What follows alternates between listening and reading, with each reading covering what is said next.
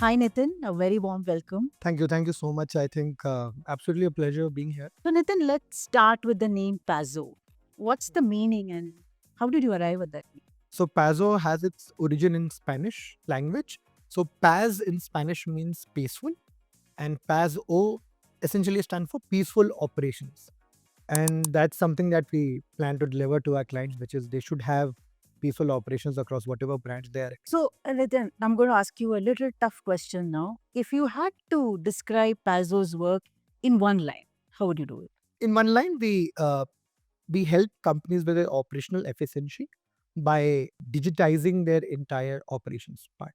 If I could just double click on that, what does it mean is whatever different operational caveats and tasks and SOPs that you have on a daily basis, be it a retail firm, be it a facility management firm, we help you digitize the entire process. It's a whole digital transformation process that we help the clients go through with our SaaS product. So yeah. Okay, that's more than a line, but never mind. You are essentially at the intersection of business and technology in the retail space, right? Now, tell me, Nitin, what is the most exciting and also the most challenging part of what you do? So the exciting part is the kind of brands that I talk to. I mean, I absolutely love that about my job, given that I've been speaking to so many brands. I've been speaking to so many famous names and brands that are there. Someday I'm talking to probably someone who has more than 1,000 stores. And I'm talking to someone who has just one store and probably doing millions of business, right? Online, offline, everything. So I think the kind of variety of people that I talk to, I think that really is something that excites me. The different kinds of brand, right from an innerwear brand to a brand that is probably making toys for kids. I think I really like that kind of contrast that I get. And the most challenging part is that, but selling a technology solutions to them or helping them understand with a technology solution, sometimes it's more of creating an awareness, helping them understand what needs to be done, what doesn't needs to be done. That I think is the exciting part that becomes a challenge, and Right. I love taking on those challenges. So, across these brands and retailers, you work with a range of categories, right? What is the most common challenge or pain point that you address? And are these to do with a lot of misconceptions also that they have? From a company's point of view, the biggest problem that we solve is how we can digitize our entire operations. Right? Imagine if I'm talking about a part of operations, the visual merchandising, or if I talk about the audits that happens, or if I talk about the kind of store upkeep reports or store upkeep checklists that are there. You need to follow that on a daily basis, right? These are your North Star metrics as a retailer. Now, what is happening is that if you don't go ahead and if you don't follow it religiously, how would you know? I mean, today brands they will spend $1 million of setting up of those SOPs, but they will not have anything to understand whether those SOPs are being followed or not. And what happens then that you are loaded with WhatsApp messages, bunch of emails, a lot of WhatsApp groups, and you're just following updates. And whenever you get the data, you're never sure whether you're looking at the right data or not. So that's the biggest. So it's like bringing in that method to the madness that is there. That is something that Pazo does. Now, what is challenging or something that I usually see, which has to do something with the misconception that you spoke about, which is that how do we go ahead and help the teams understand that you need a tech to solve this, right? India as a market is very people driven. The labor costs are pretty low compared to other markets. So always people think that instead of throwing tech at the problem, I can always throw people at the problem. So instead of getting this tech, I can go and hire two more people, right? But then having said that, brands today are getting smart. They understand that, the revenue per square feet, that is the biggest metric that they are chasing. And adding more manpower is only going to, Increase the cost. increase the costs and everything. There's a brand I've been speaking to recently. They are yet to be launched. They are still doing their PR, massive funding, going to be one of the biggest brands in the country. But they don't even have a store, but they have a contract with Pazo already in place to ensure that their store operations will be there. So now the wind is changing. People today are talking more about this, especially with the visual merchandising and everything, right? I think it's a very exciting time to be talking to retailers today. Do you find that a lot of these D2C brands who are digitally native Hmm. have a better understanding of tech and therefore quicker to invest in technologies rather than the Correct. legacy brands? Absolutely. I think a good comparison between a legacy brand versus the brands that are there today, because these D2C brands or digital first brands that are there, they know what tech can do for them, right? So you don't need to go and introduce tech to them because they're already being doing right from Shopify to online shopping platforms to various inventory and other tools that are there, right? And they themselves would come and they would say, hey, you know what, I need to streamline my operations. Are there any tools there or not? Whereas, of course, the legacy brands, they're still a work in progress, is what I would say. They're still coming to terms because if you have to survive in the market today, you cannot be going by the conventional methods that are there. So I think now they are also coming in. I work with a bunch of legacy brands. Nice to see that and especially these are generational business, right? Yeah.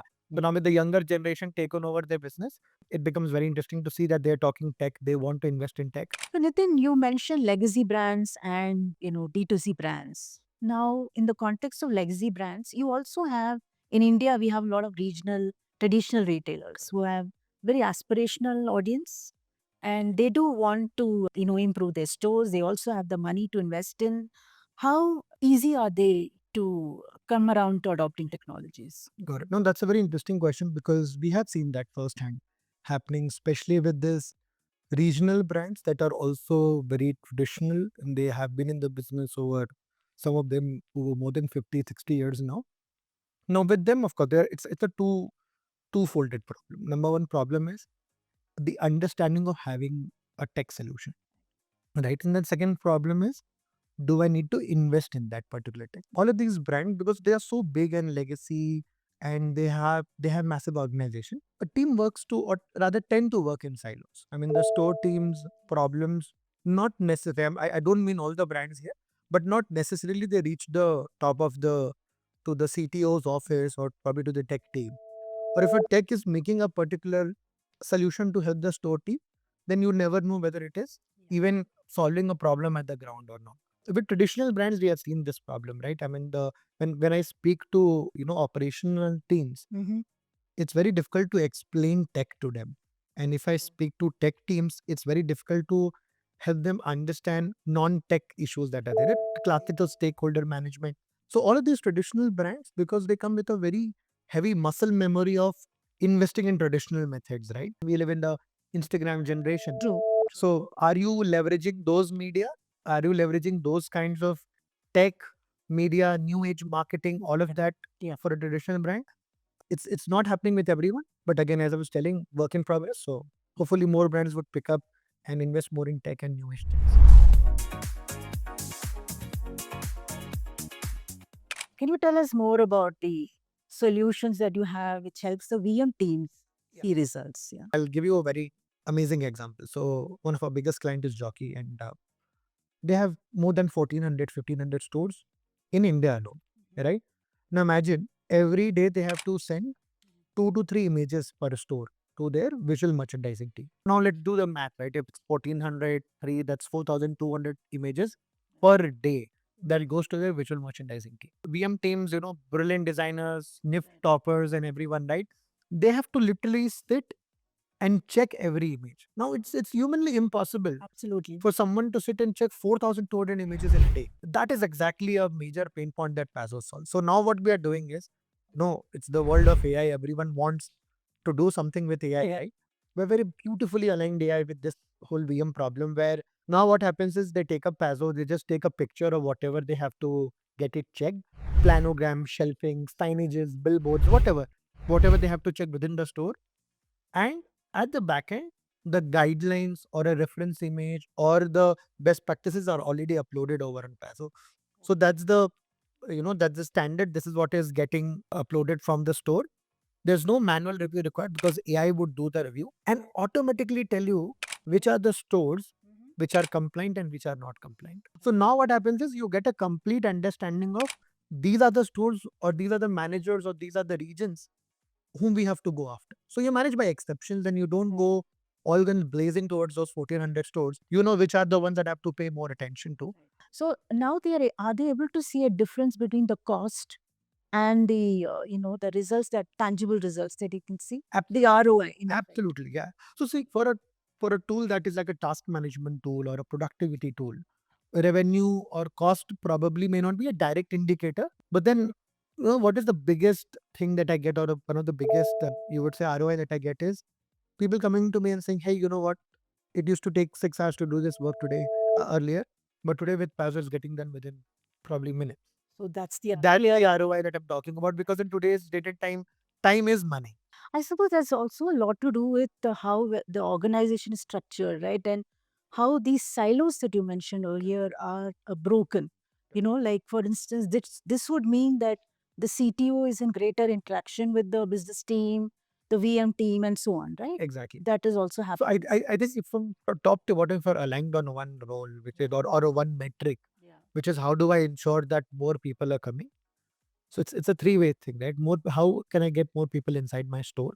Right. Then how can I have more people purchasing what they want? And once they leave, how I can have them again coming back, the recurring customers, Right. and also speak good about me, right? So these three things, if everyone, all the tech, Yeah. all the planning, all the Excels and spreadsheets are aligned toward these three metrics, I think, then those barriers and those silos can be broken easily. Right. How do you distinguish yourself from the competition? Because there are many players today who operate in especially in the operations part, like solutions. What makes us very different is, imagine this, right? The solution that we have made, and I'll also give you an example beyond retail also, if you allow me, which is the facility management industry. Today, Pazo, we have been working with the biggest co-working players in the country, right? Working with the biggest facility management companies in the country. Again, of course, retail as well. And all of these, not just in India, but in global, especially in the US market and other markets as well. Now, if I talk about a facility management company or if I talk about a retail company, right? Who are the people on the ground who are, utilizing this? Right. With all due respect to the work they do, they are janitors, maintenance people, essentially people who are not very tech savvy. Okay. Today they use Pazo seamlessly. That's the biggest difference. And it fills my heart with joy to hear that, yeah, this is very helpful. It's very easy to. So that's the biggest thing. The entire usage on the ground, the adoption. And that's not just a retail tech, any SaaS company, any product company in the world, unless and until you're not getting the adoption. Think an example of WhatsApp, right? I mean, WhatsApp, the amount of adoption that we'd have. Hasn't WhatsApp seen competitions in other applications? It has.